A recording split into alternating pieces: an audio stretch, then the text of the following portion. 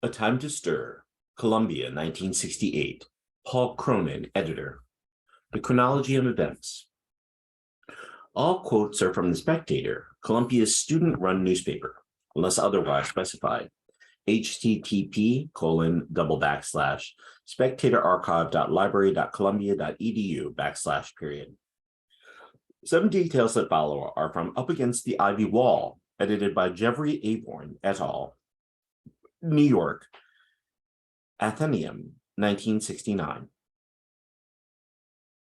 September 1966. After a delay of nearly 7 years, the new Columbia Community Gymnasium in Morningside Park is due to become a reality. Groundbreaking ceremonies for the $9 million edifice will be held early next month.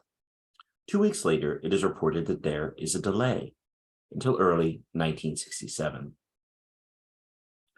October 1966.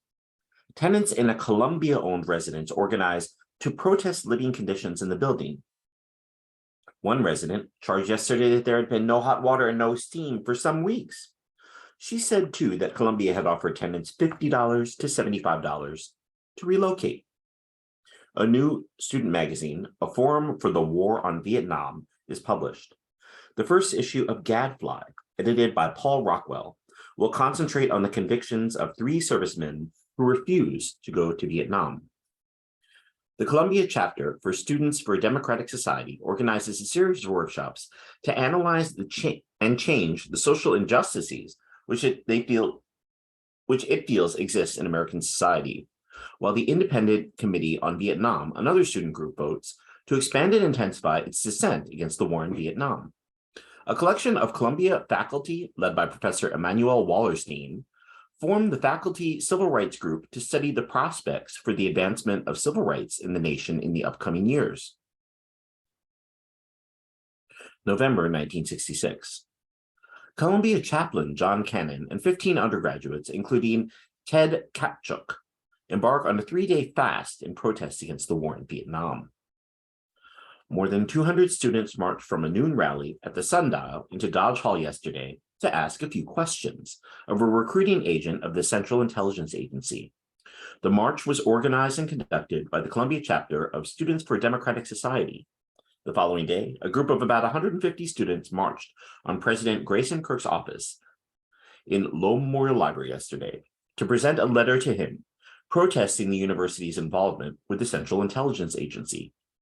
5 days later, more than 500 students confront President Kirk with demands that he not allow the CIA to recruit on campus.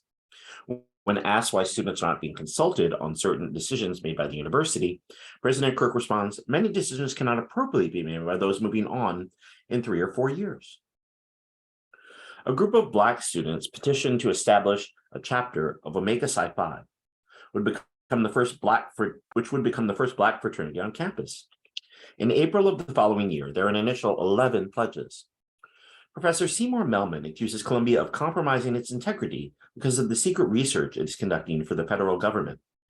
There is secret work going on in the electrical engineering research labs at the Hudson Labs, and there is a history of research in nerve gas and the like at the College of Physicians and Surgeons. Nearly 50% of Columbia's budget, says Melman, comes from the Department of Defense, the Atomic Energy Commission, and NASA. December 1966. Morris T. Moore, the chairman for the Board of Trustees, said this week that there is virtually no likelihood that students can be included in the activities of the trustees. "I don't think it would be practical," Mr. Moore said, "to bring students into what you might call the actual decision-making. However," the chairman said, "we're always interested in responsible expressions of opinion from students." February 1967. A group of students staged a sit-in outside a room in Dodge Hall, protesting the presence on campus of a CIA recruiter. They refused to disperse, despite a warning that their actions might lead to expulsion from the university. 2 CIA recruiters are trapped in an office for 5 hours. The following day, President Kirk appoints a 6-man tripartite committee, administration, faculty, and students, to hear the students' cases. In a break with tradition of secrecy on disciplinary cases, the hearings will be open to the press. The accused students will be allowed to call witnesses. A poll of college seniors showed that 80% are in favor of allowing the CIA to recruit on campus. City Councilman J. Raymond Jones asked New York City Mayor John Lindsay to renegotiate the terms of the lease between Columbia and the city for the 2 acres of parkland to be used for the planned university gymnasium.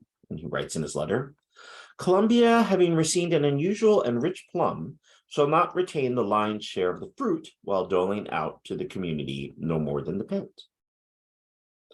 Arthur Ochs Sulzberger, president and publisher of the New York Times, is elected to Columbia's Board of Trustees. March 1967. Students from the ROTC off the campus group, refusing to recognize naval officers as members of the faculty, attend 2 Naval Reserve Officer Training Corps classes on campus without authorization. Michael Newman, leader of the group, says that no disruptive tactics are planned, but as sit-ins continue, clashes with the NROTC instructors will probably occur. By the end of the month, it is announced that ROTC at Columbia will be phased out over the next 5 years. Columbia thus becomes the first college or university to actually break its contract with the Department of the Navy. An unnamed high-ranking member of the advisory committee of the faculties advocates that the body become an academic senate with the power to make decisions binding on the university administration. And he explains that the present system of government of Columbia is similar to that of the Tsar Nicholas II. It is up to the faculty to assert its need and desire to change the system. Bob Feldman, an undergraduate SDS researcher, discovers that Columbia is institutionally affiliated with the Institute for Defense Analyses, IDA, an organization which deals exclusively in military research for the government. In addition, several members of the Columbia faculty are or have been engaged in classified defense work for the Institute on an individual basis. Feldman explains that IDA's function is one of converting technical advances into new elements of military power, for guiding technology in the creation of new and more effective foundations of strategy. Ralph Halford, Dean of Graduate Faculties, previously denied that Columbia was connected with IDA, saying these things are not in the purview of faculty or students. This is a matter for the trustees of the university to decide. April 1967. The Committee of Graduate Students to End the War in Vietnam is formed, having amassed 700 signatures of students who are deeply concerned about the war in Vietnam and its continuing intensification. The Social Action Committee of the Students' Afro-American Society, SAS, last week issued proposals calling for the improvement of food service employees' working conditions and salary raises. SAS demands that full-time workers should receive a 10-cent an hour raise, while student employees 2 annual raises beginning next year. Meanwhile, after several months of campaigning, Columbia's Progressive Labor Organization abandons attempts to unionize university library employees. Later in the month, several students picket John Jay Cafeteria to protest current working conditions and food quality. 50 students, many identified as athletes or members of the Naval Reserve Officer Training Corps, confront 300 SDS supporters in the lobby of John Jay Hall dormitory, leading to an hour-long clash over the issue of Marine recruitment. The fistfights broke out as the 2 factions jockeyed for position in the tightly packed lobby. Many verbal arguments ended in physical violence. The following day, as Marines recruit in the lobby of a nearby dormitory, more than 800 SDS supporters calmly marched for an hour and a half around the Van Am Quadrangle, while 500 bystanders and hecklers glared and jeered from behind a hedge several feet away. Soon thereafter, for the second consecutive year, President Kirk cancels the annual ROTC review. Herbert Dean, the Vice Dean of Graduate Faculties, defends Columbia's membership in the IDA and insists that students' or faculty opinion should not in itself have any influence on the formation of administrative policy. He gives what becomes known as the Strawberry Statement. A university is definitely not a democratic institution. When decisions began to be made democratically around here, I will not be here any longer. Whether students vote yes or no on an issue is like telling me they like strawberries. May 1967. Secret defense research violates the aims and integrity of science, says Professor Morton Fry. one of 8 faculty members of the anthropology department who have declared that they will not conduct classified research for the federal government. June 1967. Copies of Jester, the college humor magazine, are seized by African-American students from Jester offices and destroyed. They claim that an article published in the magazine of the recently established all-Negro Columbia chapter of Omega Psi Phi was offensive to the Negro race. It goes beyond all the bounds of satire, said one Negro student said. David Truman is appointed to the combined position of vice president and provost of Columbia University, August 1967. The Tripartite Advisory Committee on Student Life, established in 1965 to study and define proper boundaries of civil disobedience at Columbia and examine matters concerned with student, faculty, and student administration relationships as they relate to the student rights and responsibilities, issues its reports to President Grayson Kirk. September 1967. President Kirk begins the academic year by initiating a ban on indoor picketing and demonstrating. Infractions on the ban will be followed by appropriate disciplinary action, including the possibility of suspension or dismissal. This policy was made in anticipation of possible student protests this year. Several days later, in his convocation speech, President Truman offers a firm warning that the administration will not tolerate efforts to make the university an instrument of opposition to the established orders of society. The rights of students, he declares, cannot be extended so far that Columbia is permitted to become an agent of revolt against the government of the United States.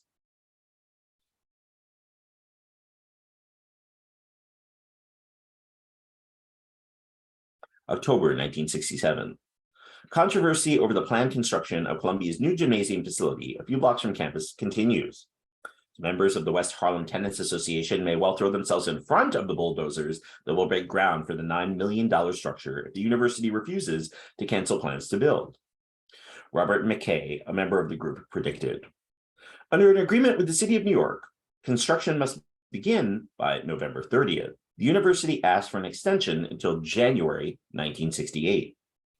In light of the impending recruitment sessions on campus by groups such as Dow Chemical, the manufacturer of napalm, the IDA and Marine Corps, Professor Alan Silver is named the chairman of a 5-man committee that will examine the entire matter of recruiting of Columbia College students on campus by all outside agencies. Later in the month, a referendum of students is held with the result that 67% vote in favor of open campus recruiting for all organizations. Paul Rockwell discovers that Columbia has been secretly receiving $125,000 a year from the CIA for research being done at the School of International Affairs, immediately confirmed by the university. The disclosure precipitates an outdoor demonstration and calls for the Permanent Committee on Free Inquiry to investigate secret projects and dealings involving the university. Students hand-deliver a letter to President Kirk demanding that the university sever its connections with the military establishment. Ted Kapchuk, chairman of the Columbia SDS, stresses that the university will face widespread resistance if the administration does not meet the SDS demands. University chaplain John Cannon announces the establishment of an extensive program of draft counseling at Columbia, the first made on a major university campus. Cannon explains that by the end of last year, he was spending 2 or 3 hours a day personally counseling students and found it an efficient system. November 1967. A new directive from the Selective Service System is announced. Students who obstruct military recruiting may lose their draft deferment. The faculty of Columbia College vote overwhelmingly to request that President Kirk suspends all military recruiting on campus. SAS invites H. Rep. Brown, chairman of the Student Nonviolent Coordinating Committee, SNCC, to campus. White students have a role in the Black man's struggle in America, he explains, but not within the Black community. They must organize among whites and awaken those who do not know what's happening. We don't need missionaries, we need revolutionaries. 8 Columbia students, including Mark Rudd and Ted Gold of the SDS, are arrested at a demonstration outside the Hilton Hotel in Midtown Manhattan, protesting an appearance by Secretary of State Dean Rusk. December 1967. Stop the Draft Week, hundreds of students attend an 8-hour conference on campus as scholars, journalists, and government officials discuss and often debate the causes and effects of the war in Vietnam. Several Columbia students are arrested later at a protest at the Army Induction Center on White House Street in downtown Manhattan. A groundbreaking ceremony for the gymnasium in Morningside Park is called off because various community organizers insist that they will protest any such event. H. Rap Brown speaks at a community meeting in Harlem, telling the assembled crowd, if they build the first story, blow it up.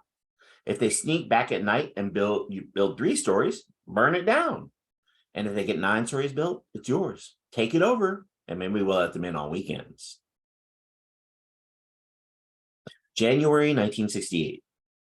The faculty civil rights group submits a letter to the Columbia administration requesting that the university declare a temporary moratorium on the relocation of tenants in Columbia-owned buildings until comprehensive expansion plans have been formulated in conjunction with neighborhood groups and city agencies.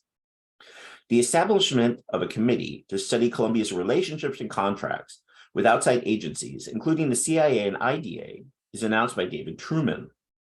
A group of some 25 faculty members at Columbia come together to form an organization that will assist students refusing to be inducted into the armed forces. February 1968. A 12-foot high chain link fence is constructed around the site of the proposed gymnasium in Morningside Heights. A few days later, 12 people, including 6 Columbia students, are arrested during a demonstration at the site.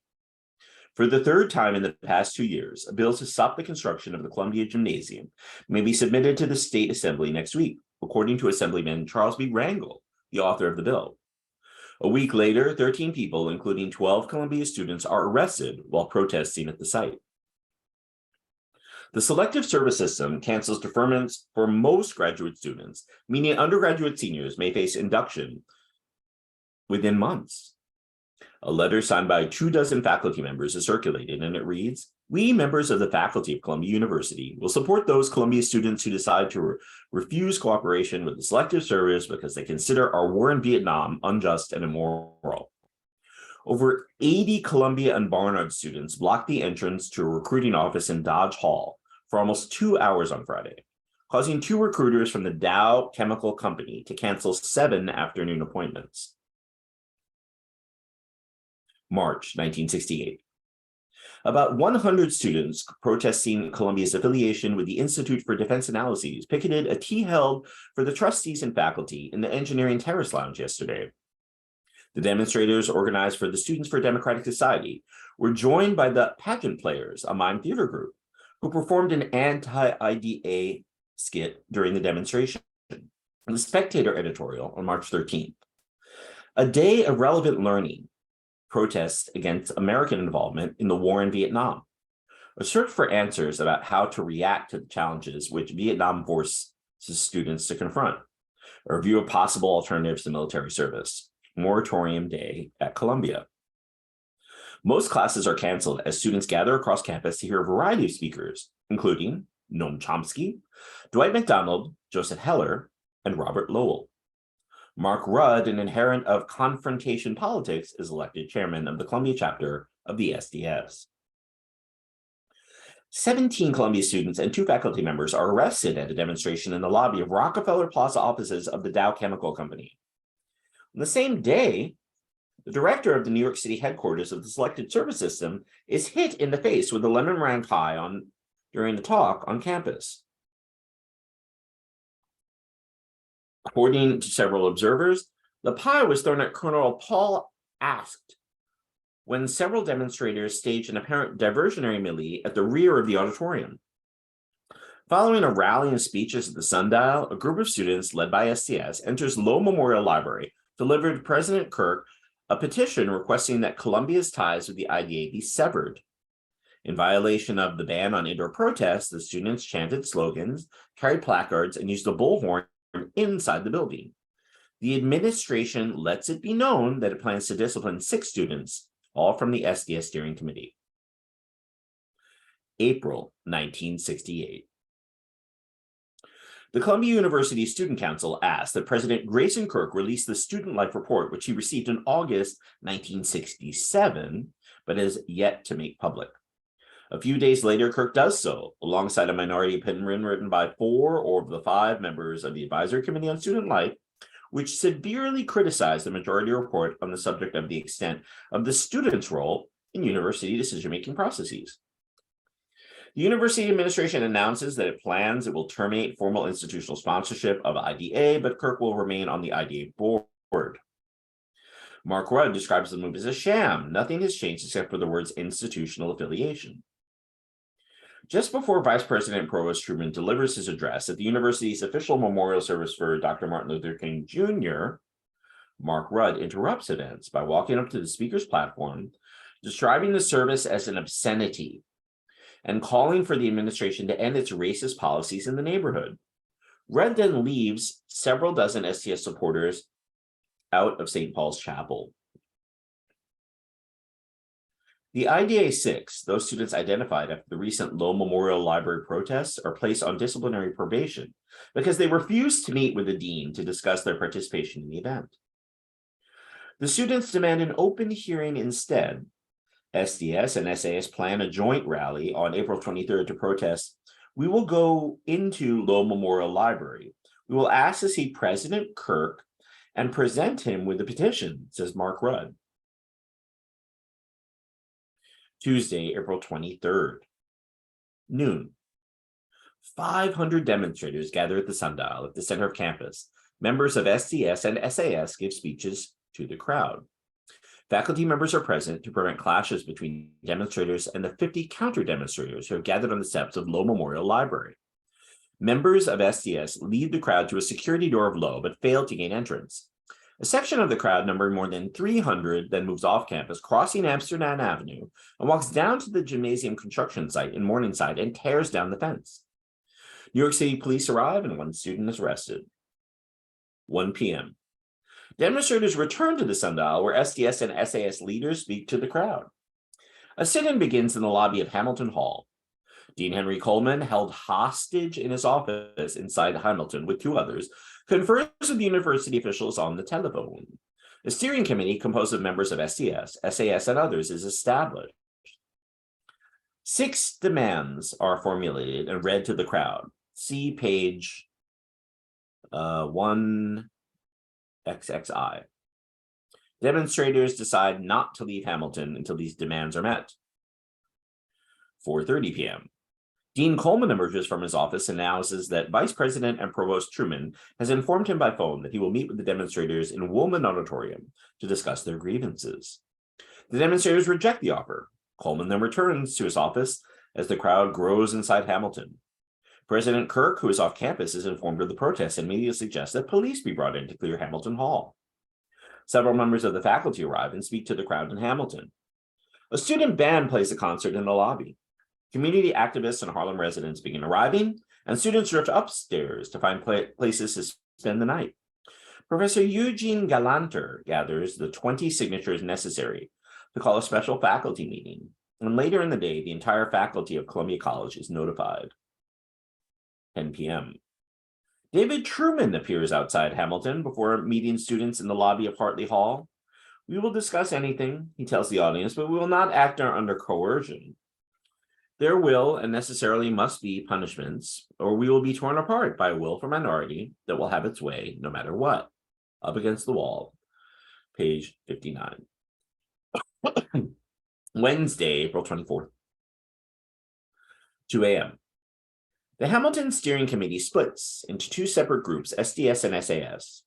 SAS wants to barricade the building, whereas SDS would rather seal off the dean's office and let students come in and out of the building. Mark Rudd prefers to radicalize students to build a mass movement rather than alienate them from the start by barricading them out of their morning classes, up against page 61. Moreover, the slow, wavering nature of the SDS's participatory democracy irritated the Blacks, who preferred more centralized decision-making and felt the SDS would not have the discipline or resolve to go all the way, up against the wall, page 61. Rumors circulate that there are guns in the building. 5:30 a.m. White students are evicted from Hamilton Hall by the Black students. Dean Coleman and 2 other individuals locked inside his office barricade themselves inside, pushing 2 desks against the locked door. 6:15 a.m. Students break into Low Memorial Library and seize President Grayson Kirk's office. Some rummage through files and copy documents, exacts of which are later published in underground New York City newspapers. 7 a.m. The occupants below are told that if they surrender their identification cards and remove themselves from the building, they will face only university discipline and no criminal trespass charges. Their proposal is rejected. 7:45 a.m. After police enter Kirk's offices, some students, including Mark Rudd, escape from the office by jumping out the windows. The police remove a $450,000 Rembrandt from the wall, but make no arrests. 10 a.m. Faculty begin to meet informally inside Philosophy Hall. State Senator Basil Patterson heads to campus to meet with Black students inside Hamilton, while Deputy New York Mayor Robert Sweet telephones the Columbia administration to ask if they want the mayor's urban task force troubleshooters to intervene. Several of the mayor's aides are eventually sent to campus, where they spend several days. The Black students make it clear that there are two preconditions for negotiations: no criminal prosecutions and no university discipline for any student involved in the protest. 3 p.m. The faculty of Columbia College meet and condemn the holding of Dean Coleman before recommending suspending construction of the gym and proposing the creation of a tripartite body that will advise on any disciplinary action arising from the protests. 3:30 p.m. After 26 hours inside his office, Dean Henry Coleman and two others leave Hamilton Hall.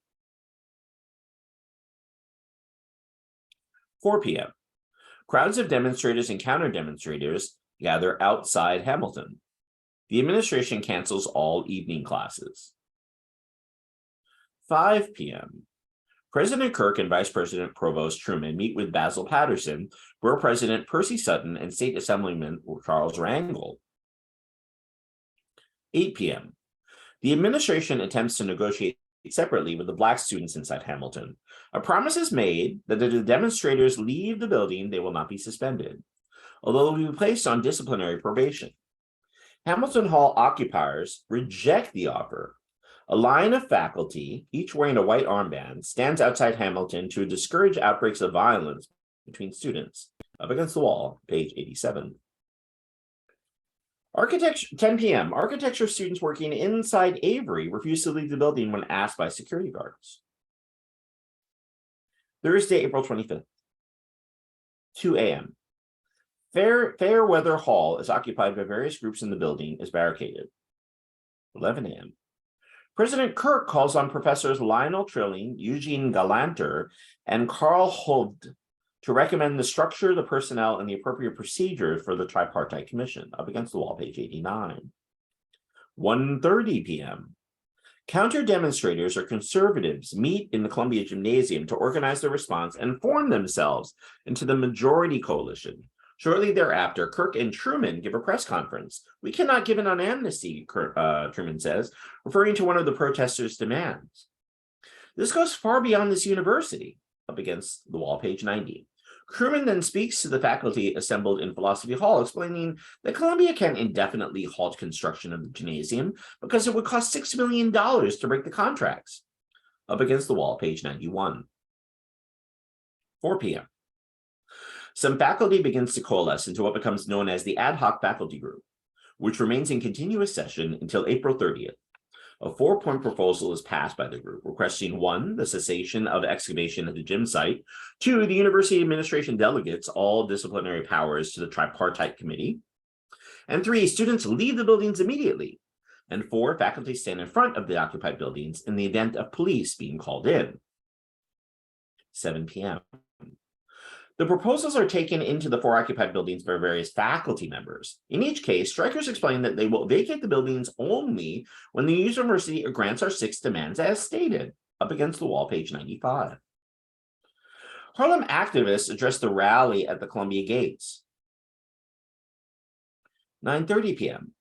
Counter-demonstrators attempt to invade Fairweather Hall before sending a representative to speak with the faculty in the Philosophy Hall, and then at a meeting at Woolman Auditorium, where a discussion between students and faculty take place. The ad hoc faculty group is condemned as illegitimate, and Kirk and Truman excoriated for their inaction. Up against the wall, page 103.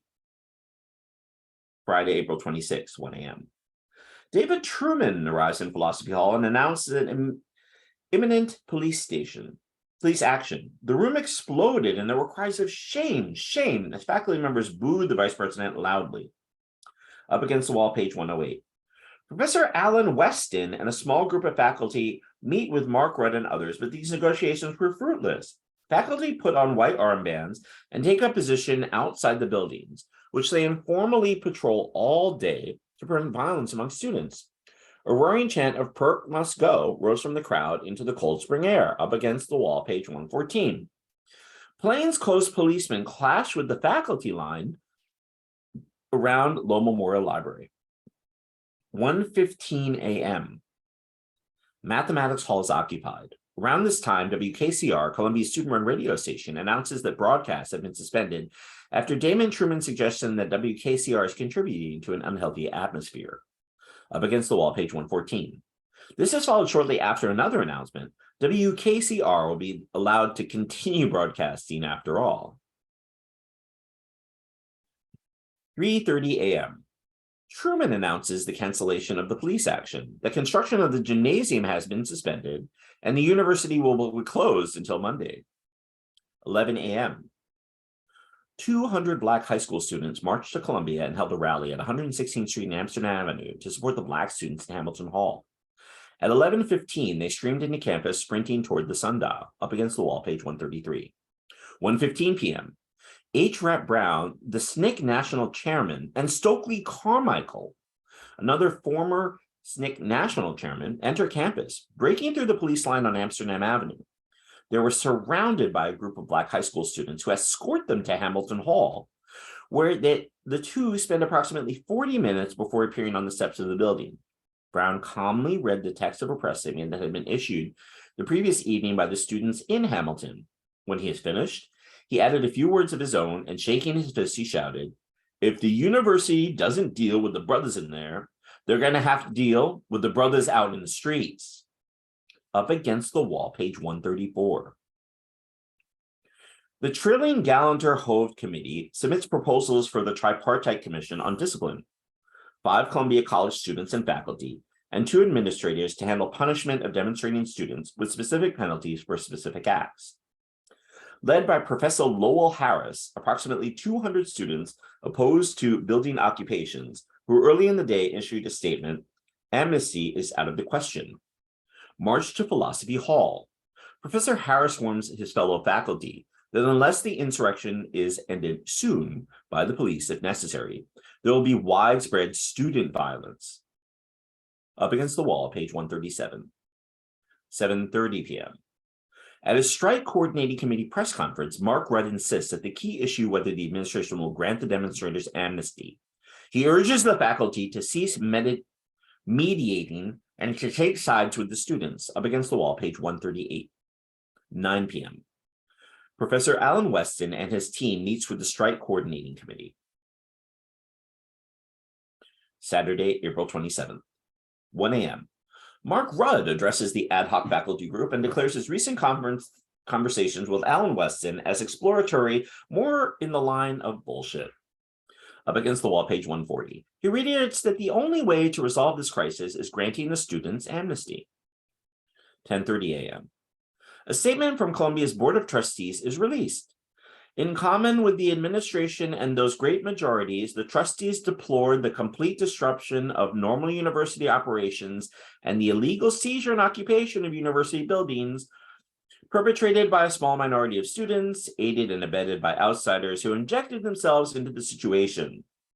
The statement notes that there will be no amnesty for the protesters, the construction of the gymnasium has been temporarily halted, and that President Grayson Kirk shall maintain the ultimate disciplinary power, thus negating the Trilling Gallanter Hove Committee proposals and further polarizing the campus.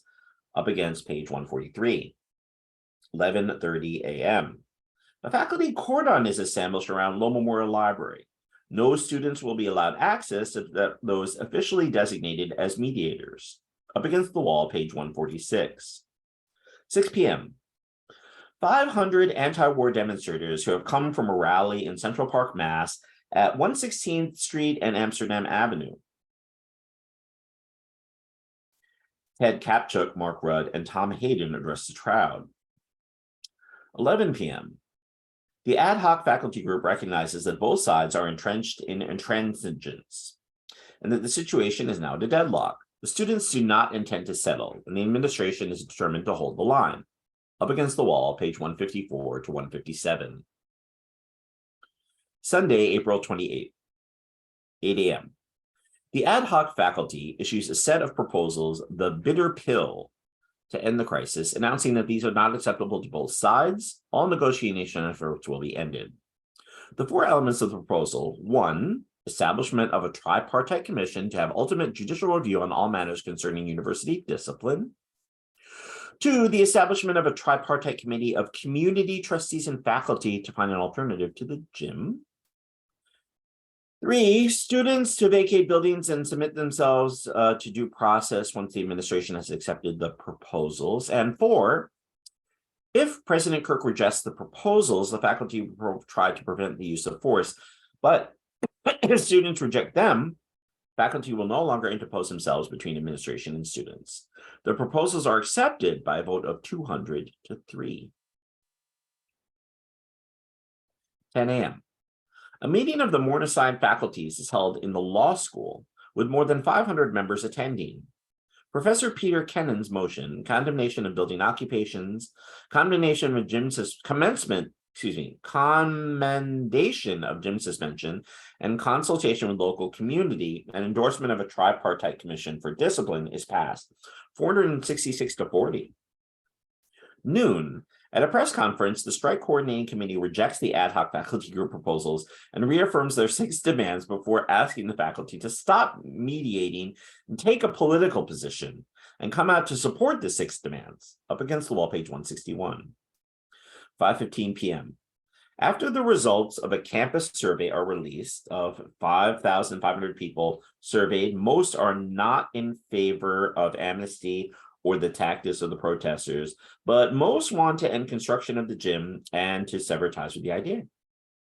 The majority coalition establishes a blockade around Memorial Library to present people and prevent supplies from entering. By midnight, there are 250 students, all wearing coat and tie, in the cordon. 11:30 p.m. Richard Egan and Andrea Boroff are married inside Fairweather Hall. Monday, April 29th, 3:30 p.m. President Kirk issues a statement in response to the bitter pill.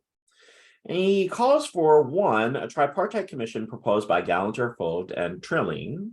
2, disciplinary members to be re-examined in light of the tripartite committee's recommendations. 3, the matter of uniform penalties to be referred to the tripartite commission. And 4, discussions relating to the gym construction.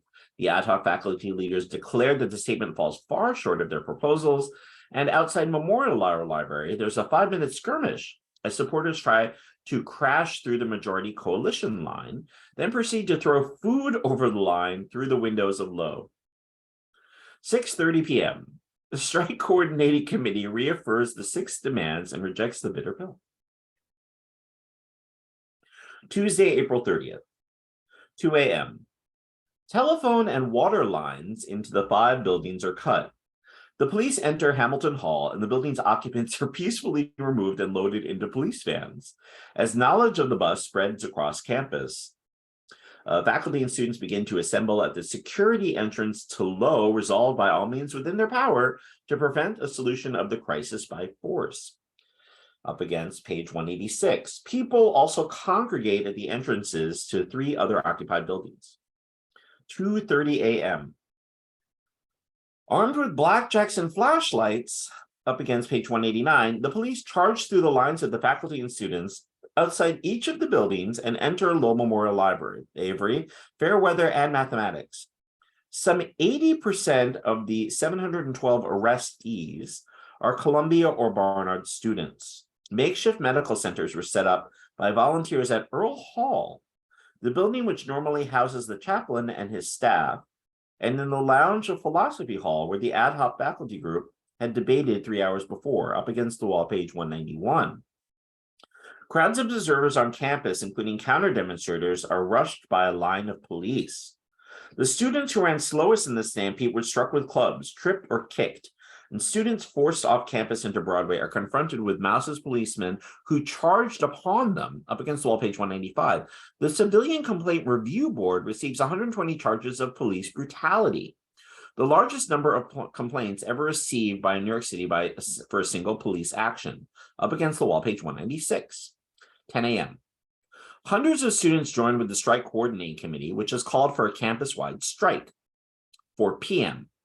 A joint faculty meeting takes place in St. Paul's Chapel, where the executive committee of the faculty is established, which is designed to have the power to call the faculty together and take other needed steps to return the university to its educational task at the earliest possible moment, up against the wall, page 213. Later, the executive committee meets with a group of student leaders to discuss the question of restructuring the university, up against the wall, page 218. Wednesday, May 1st. Students clashed with the police as 750 people attend a strike steering committee rally at Amsterdam Avenue and 116th Street. At a meeting in Woolman Auditorium, a new strike coordinating committee is created. Any group pledged to support the strike can send one delegate to the SCC for every 70 constituents. By the following day, the credentials of 37 delegates has been approved, up against the wall, page 225. The SCC grows to represent 4,000 students.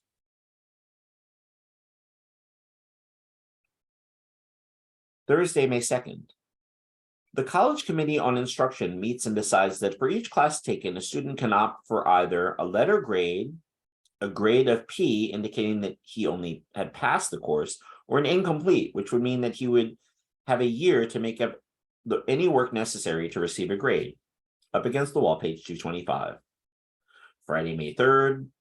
The SCC rejects the efforts of the executive committee, comparing it to the disregarded Committee on Student Life and to President Lyndon Johnson's commissions on civil disorders in the draft.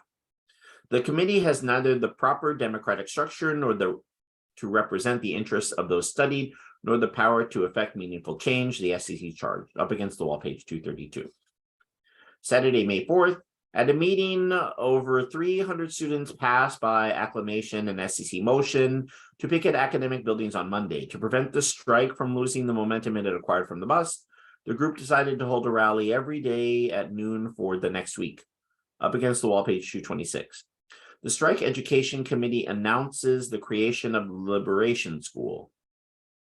Counter class assembly, which take place outside the lawns in front of campus buildings, will help students exercise their freedom to experiment with and create new and different forms and contexts according to the continuing democratic procedure, up against the wall, page 226.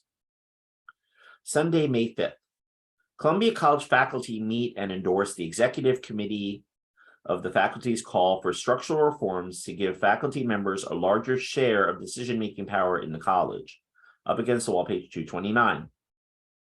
The executive committee announces the membership of a 5-member fact-finding panel led by former U.S. Solicitor General Archibald Cox to establish a chronology of events leading up to the recent disturbances of the Columbia campus and to inquire into their underlying causes, up against the wall, page 235.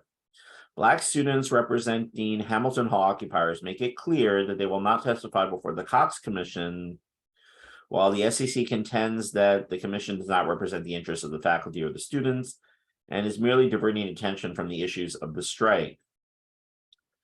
Thursday, May 16th. The university reopens, but students continue their participation in a boycott of classes and picketing outside buildings. John Thoms leads 20 delegates in a walkout from the SEC and forms a moderate group, Students for a Restructured University. Included on this page for Chronology events is a flyer. It reads, "Join us. Sit in Hamilton Hall. We're staying until the following demands are met. 1. All disciplinary probationary actions against the 6 originally charged must be lifted with no reprisals. 2. Kirk's edict on indoor demonstrations undropped. 3. All judicial decisions should be made at an open hearing. 4. All relations with the IDA must be severed. 5. Construction of the Columbia Gym must stop. 6. University sees that all charges against the persons arrested for participating in demonstrations at the gym be dropped. Join, join, join. Join, join, join, join, join, join, join, join, join, join, join. Join the hundreds of students, faculty, news media, rock bands, plus a captive Dean Coleman, and don't miss it, SAS and SDS. Figure 0.2. A flyer was distributed on campus on Thursday, April 25th. In the early hours of the following day, the mathematics hall is occupied, taking the total number of buildings held by the protesters to 5. This image is from the University Archives, Rare Book and Manuscript Library at the Columbia University in New York. Friday, May 17th. Community activists seize a Columbia-owned apartment building on 114th Street, which is scheduled for demolition, planning to transform it into a neighborhood action center for Morningside Heights. Up against the wall, page 241. In support, 1,000 Columbia students congregate outside the building. 117 people are arrested, 56 of whom are Columbia students.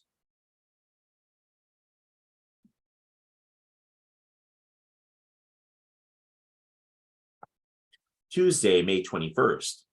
Approximately 200 students reoccupy Hamilton Hall in protest against disciplining the 4 SDS leaders who have been threatened with suspension because of their involvement with previous demonstrations. Around 2:30 a.m., police enter Hamilton and empty the building, arresting approximately 100 students and 30 outsiders. Shortly afterwards, demonstrators throw bricks through the windows of Low Memorial Library and other buildings. And fires are reported to have been started in Hamilton and Fairweather. In New York City, fire department is called and the police clear the campus. Tuesday, June 4th. Columbia holds its 214th commencement exercise at the Cathedral of St. John the Divine. At the start of Professor Hofstadter's address, several hundred graduating students walk out of ceremonies and hold a counter-commencement organized by the Students for a Restructured University in front of Low Library. August 1968. Grayson Kirk announces his retirement as president of Columbia University. Andrew Cordier, the dean of Columbia School of International Affairs, is appointed acting president. January 1969. David Truman resigns and is appointed president of Mount Holyoke College in Massachusetts.